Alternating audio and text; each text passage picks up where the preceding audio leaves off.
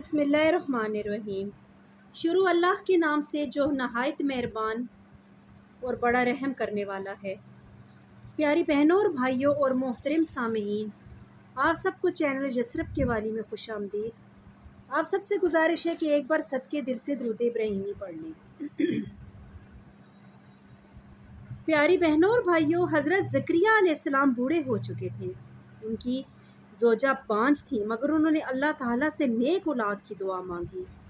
رب لا تذرنی فردن وانت خیر الوارثین، یعنی اے میرے رب مجھے تنہا نہ چھوڑ اور تو سب سے بہتر وارث ہے۔ اللہ تعالیٰ نے ان کی دعا قبول فرمائی اور بڑھاپے میں بھی انہیں بیٹے حضرت یحییٰ علیہ السلام کی خوشخبری عطا کی۔ اگر پیاری بہنوں اور بھائیوں حضرت ایوب علیہ السلام کی بات کی جائے تو حضرت ایوب علیہ السلام برسوں بیماری میں مبتلا رہے، جسم پر زخم تھے لیکن صبر کا دامن ہاتھ سے نہ چھوڑا۔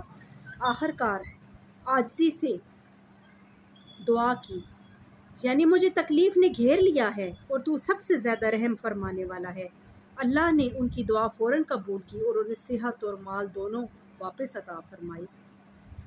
اسی طرح جب حضرت یونس علیہ السلام مچھلی کے پیٹ میں پھنس گئے تو انہوں نے یہ دعا کی، لا الہ الا انت سبحانک انی کنت من الظالمین، تیرے سوا کوئی معبود نہیں، تو پاک ہے، بے شک میں ہی ظالموں میں سے ہوں۔ اور اس دعا کی برکت سے اللہ نے انہیں زندہ سلامت سمندر کے کنارے پہنچا دیا۔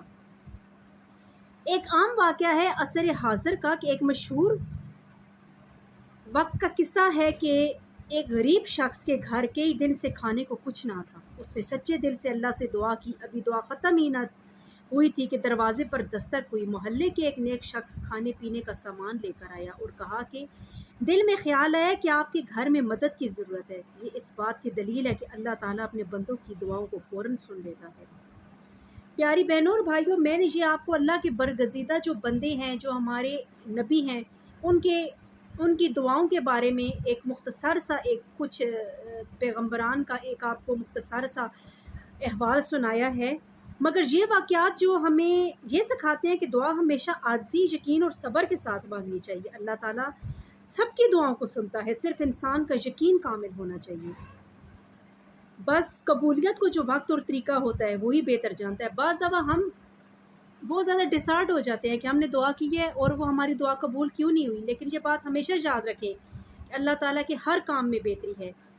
کچھ دعائیں تو اس دنیا میں قبول ہو جاتی ہیں، کچھ خواہشیں تو اس دنیا میں قبول ہو جائیں گی، لیکن کچھ چیزوں کا صلہ اللہ پاک نے آخرت میں رکھا ہے، اور آپ کو پتہ ہے کہ وہ آخرت کا وقت، وہ آخرت کا میدان، وہ جو ہمیشہ رہنے والی زندگی ہے، یہ تو دنیا فانی ہے، یہ تو گزر جائے گی۔ وہاں پہ اللہ پاک انسان کو صلہ دے گا اور انسان دعا کرے گا کہ یا اللہ، انسان کہے گا کہ کاش میں اس وقت دنیا میں کچھ نہ مانگتا اور میری ہر دعا کا، ہر چیز کا صلہ مجھے اس وقت مل جاتا۔ اللہ پاک ہم سب کو ہمیں اسلامی تعلیمات پر چلنے کی توفیق عطا فرمائے۔ جزاک اللہ۔ السلام علیکم ورحمۃ اللہ وبرکاتہ۔